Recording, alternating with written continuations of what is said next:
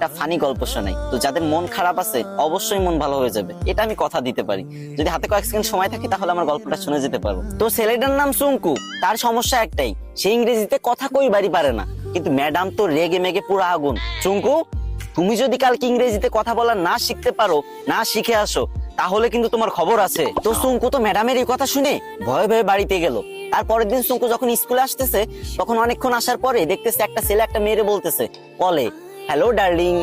তখন সুঙ্কু বলল, এই তো পাইছি রে, এটাই তো ইংরেজি। হ্যাঁ রে আল্লাহ, এত সহজ কথা আর আমি শিখতে পারি না।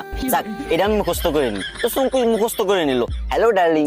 চুঙ্কু ভাবলো রাস্তাঘাটে মনে হয় মানুষ ইংরেজি বলে সবাই, তো এবার থেকে যার ইংরেজি শুনবে সেটাই মুখস্থ করে নেবে। তো চুঙ্কু আর একটু দূর আগে যাওয়ার পরে পার্কের ধারে একটা মেয়ে একটা ছেলের বলতেছে, সেটা ননসেন্স। তো চুঙ্কু বললো, এই তো আর একটা ইংরেজি পাইছি, সেটা ননসেন্স। এটা শিখে নিল। চুঙ্কু তো মহা খুশি।